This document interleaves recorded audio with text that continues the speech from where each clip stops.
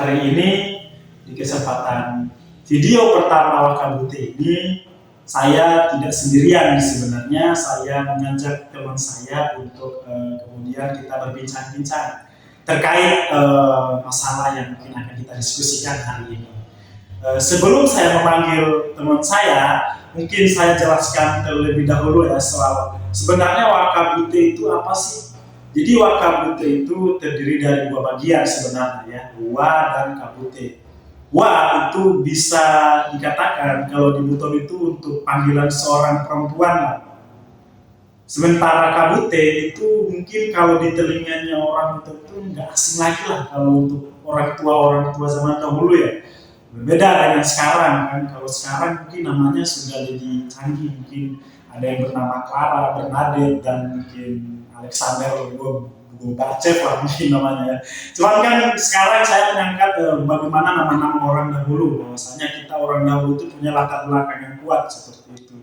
Jadi kenapa saya mengutamakan nama seorang perempuan? Karena pada dasarnya kita lahir dari rahim ibu. Kita tidak pernah melupakan seorang ibu, itu yang saya ingin targetkan seperti itu.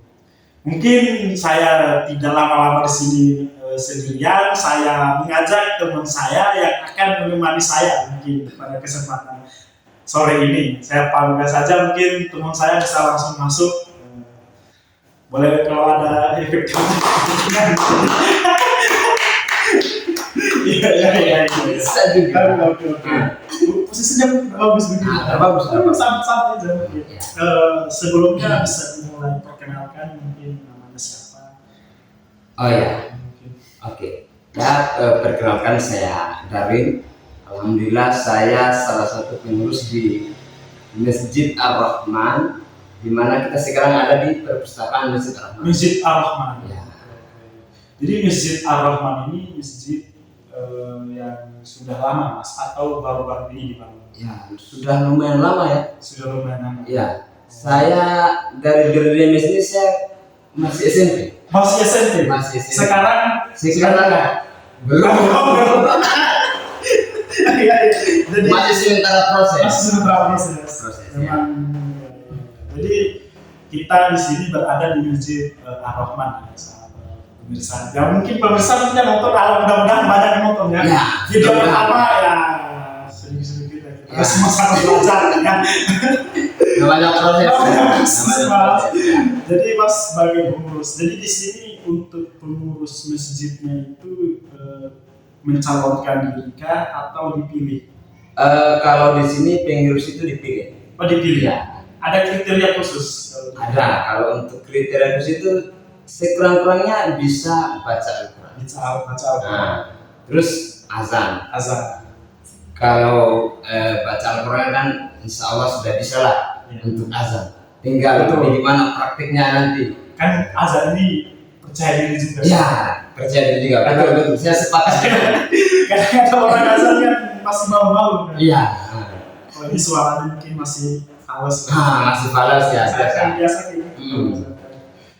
Oke, mungkin kita langsung kan kita di sini Mas, sebenarnya saya mengajak Mas, sebenarnya ada yang mau saya bahas. Oh iya. Saya mengundang Mas di sini biar kita sama-sama mendiskusikan sesuatu hal yang berkaitan dengan menggapai hikmah di Nuzulul Quran seperti itu. Jadi Nuzulul Quran ini adalah peristiwa yang bersejarah turunnya Al-Quran yang dari Allah melalui perantara malaikat Jibril dan disampaikan berangsur-angsur oleh Nabi Muhammad. Jadi Nuzulul Quran ini adalah peristiwa yang bersejarah ya teman-teman ya. Jadi kalau menurut pandangan saya panggil Mas gak apa-apa ya? Iya. Gak apa-apa. Mas. Jadi Mas, Nuzulul Quran ini apa sih kalau pengetahuan Mas? Ya. Kalau saya sepakat dengan tadi yang sama moderator. Jangan moderator. Jadi apa? Jangan host. Sorry. Host. Boleh sepakat lagi sama Mas. Saya kira untuk sejarah Nuzul Quran ini kita bisa cari di Google di mana. Betul. Semua itu saya pikir sama untuk penjelasannya, pasti peristiwa turunnya Al-Quran. Di mana peristiwa turunnya Al-Quran ini dari 12 bulan hanya 1 bulan yang dipilih, di mana di bulan itu Al-Quran diturunkan. Ya, seperti itu. Jadi dari peristiwa tadi itu kita bisa banyak mengambil hikmah apa saja yang diturunkannya Al-Quran ini. Saya kira seperti itu. Jadi apakah memang nuzulul Quran itu sebagai umat Muslim kita harus merayakan? Kalau pandangan Mas seperti bagaimana? Kalau pandangan saya tidak akan mengatakan kalau itu harus atau wajib ya, tapi penting. Nah, kita memperingati Nuzul Quran itu penting, di mana kita kembali lagi untuk mengingatkan sejarah turunnya Al-Quran tadi. Di mana di peringatan Nuzul Quran itu biasanya di masjid itu di situ akan diundang pembawa hikmah atau penceramah. Masya Allah. Jadi penceramah di situ menjelaskan bagaimana turunnya Al-Quran di bulan Ramadan. Oh, jadi penceramah ya. Ada pembacaan ayat suci Al-Quran juga? Pasti ada. Dalam susunan acara itu pasti ada. Ada surat tertentu yang akan dibaca, Mas? Ya, ada. Yang tentunya akan berkaitan dengan turunnya Al-Quran. Oh, Masya Allah. Jadi iya, jadi kalau saya berpandangan juga, memang Nuzulul Quran ini kalau bisa tidak hanya dijadikan sebagai acara seremonial belaka. Iya. Itu adalah mungkin sebagai tonggak keimanan kita, bahwasanya itu adalah peristiwa yang paling penting, bahwasanya ini adalah sejarah yang harus kita ingat bersama-sama. Ya. Jadi dengan adanya Nuzulul Quran, keimanan kita semakin kuat. Jadi kalau dari Mas sendiri, dari Nuzulul Quran ini apa yang spesial, Mas? Untuk yang spesial sendiri sebenarnya banyak ya. Oke. Tapi kita ambil satu saja ya. Boleh. Mungkin tadi saya sudah mengatakan di awal bahwa turunnya Nuzul Quran ini kan dipilih 1 bulan dari 12 bulan.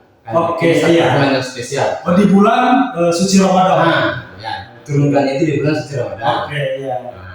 Jadi memang yang spesialnya itu bahwa memang lebih baik daripada 1000 bulan. Oh, Mas. 1000 bulan. 1000 bulan. Luar biasa. Jadi yang spesial itu adalah bagaimana kita mungkin mendapatkan juga, Mas, ya, terkait dengan malam Lailatul Qadar. Iya. Apalagi sekarang ini kan sudah memasuki 10 terakhir bulan Ramadan. Iya. Iya. Itu juga penting, Mas, mungkin ya. Iya, penting. Apalagi kan di malam Lailatul Qadar kita bisa mendapatkan keberkahan. Di mana di situ ada turunnya malaikat. Iya.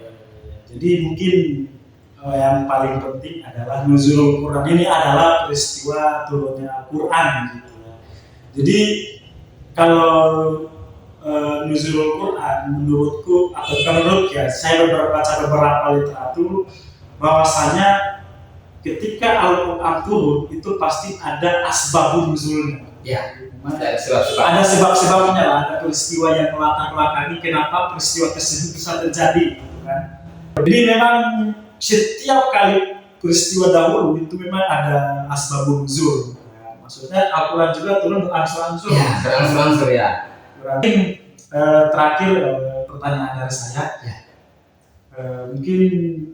mungkin sebagai pemuda, Mas tadi kan pengurus masjid dan Mas saya rasa di sini adalah pemuda dari Lobe. Jadi kita di sini teman-teman ada di Lobe, ada di Butonnya. Jadi sebagai pengurus masjid dan sebagai pemuda, apa sih rahasia beribadah dan bagaimana cara mempertahankannya? Mungkin seperti itu pertanyaannya saya sebagai pemuda. Ini pertanyaan yang bagus sekali dari host ya. Agak berat ini. Ya, tapi kan pandangan Mas ya. Bisa mungkin orang yang menonton bisa ikut dan mendapatkan pencerahan. Mudah-mudahan ya. Mudah-mudahan.